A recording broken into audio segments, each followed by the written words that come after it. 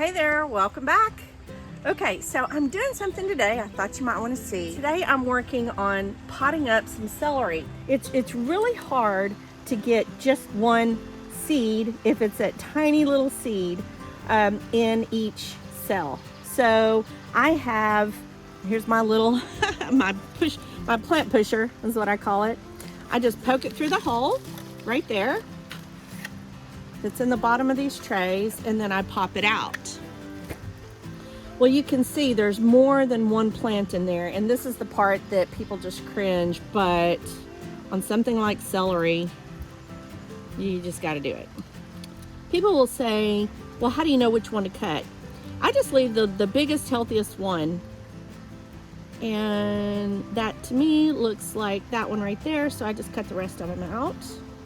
And yeah, I know that seems like kind of a waste, but I'm gonna pot this up.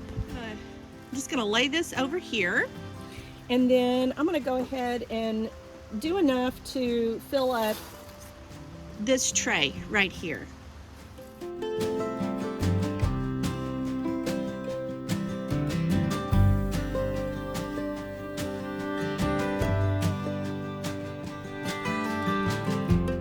To cut that one just because it's on the edge, and I'm gonna leave the one that's the closest to the center. That's the one I'm gonna leave. I'm gonna put that right there. Oh, there's one that only has one in it. So I'm gonna take that one. Okay, so at this point you might be asking, well, why not plant those plugs straight into the ground? Well, we have cats, and a lot of people will complain about cats in the garden, like, how do you deal with cats in the garden? I don't mind the cats in the garden because when they do their little scratching thing up in the garden, then they are scaring away any kind of moles and voles, any kind of critters that are out in the garden. So it's kind of that whole system thinking. We have a dog, we have cats, we have birds, we have rabbits, we have deer, we have all kinds of stuff. And each one of them plays their role in the whole cycle, right?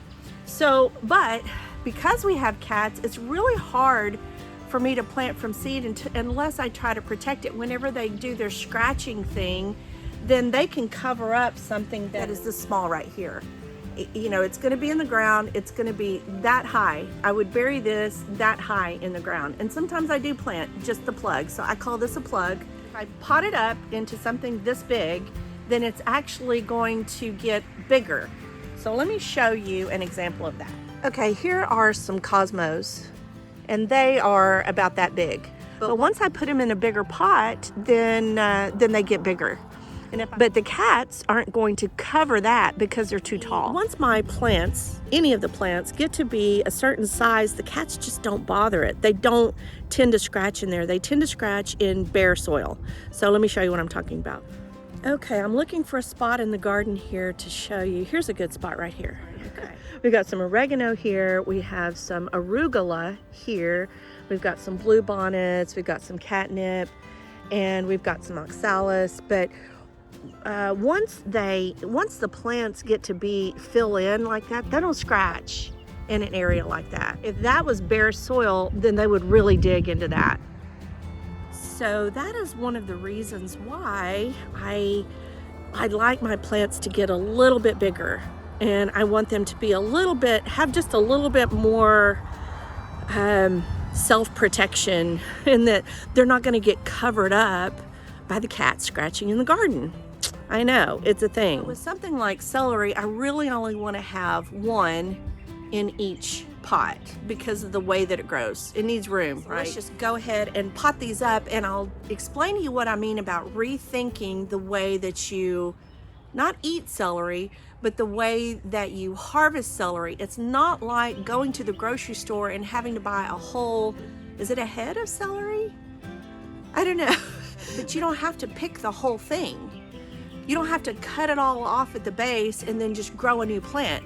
It's that cut and come again thing. So let's just go ahead and go back to this, and then I'll show you that when we go over to where the celery is here in just a minute. So let's go back to this. Loosen up the roots a little bit, not disturbing them too much. And then I'm just going to pot them in my cells here.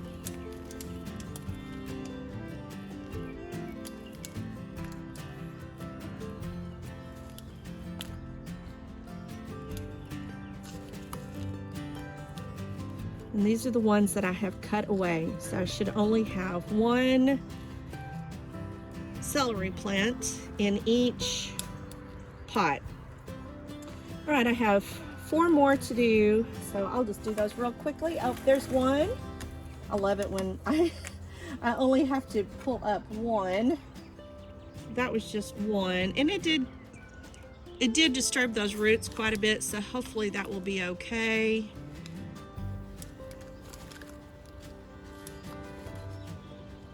Now here's another one. We'll do another trim so you can see one more time.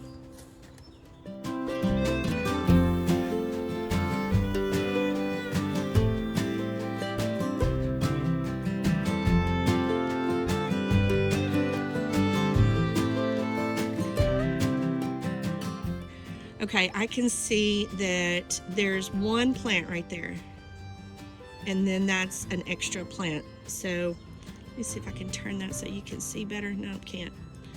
I'm just going to cut that one off. Now there's only one celery plant left, and I am going to just let these get a little bit bigger. This one has a lot in it. See, I want to leave the one that's in the center. I just hate doing that. It almost turns my stomach to have to do that. And then I have one left. I am going to loosen those up a little bit. All those roots are not from this one plant. It was from the rest of these that were in there. So I'm going to put that in there. I'll fill it in with some soil here in a minute. Okay, here's one more.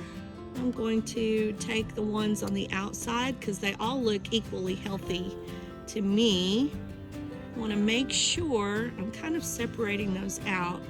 And you can see the cotyledons, so you can tell that those are 2 different plants. There's 2 cotyledon from this one plant right here, and then there are 2 cotyledons from this one. I'm going to keep the one that's in the most center position, and then I'm going to take the rest. So that is, see, there's 2 different plants there. I'm just going to take that one out, and then I'm going to pop these up. Okay, I need to fill in a little bit more soil here and here. Don't want those roots showing.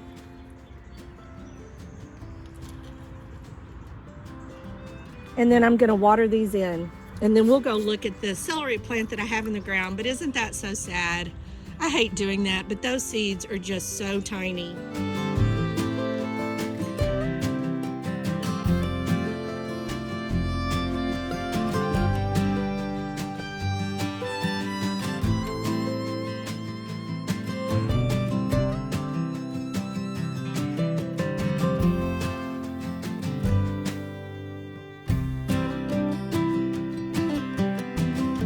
Yeah, once those get to be a little bit bigger, then I can go plant them out of my garden. And I think I have enough here to share as well. But let's go look at the celery that I already have in the ground, and I'll show you what I'm talking about when it comes time to harvest it. You don't have to take the whole thing. Now, this celery plant right here was one that I planted last spring, but it did make it through that 2021 winter storm that we had, where our temperatures were 7 degrees below zero.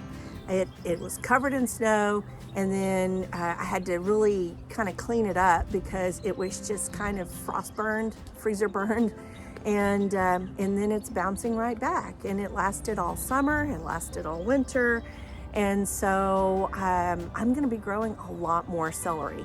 And it's a pretty little plant. Now, I don't think that it doesn't belong in my landscaping. I think it just looks like another little green plant. I want more celery plants so that I can come harvest more if that's what I need. Growing the celery from seed, and why I'm potting it up And I am not going to take like the whole head of celery all at the same time. It'll stay in the ground and I'll just keep cutting on it. And I just don't think that it doesn't belong in my edible landscapes. I know. Oh, pretty boy. I guess it's time to go. All right, that'll do it for this one. Don't forget, you can share it down here. Don't forget to subscribe if you haven't done so already. And oh yeah, be sure to hit the little like button if you liked it.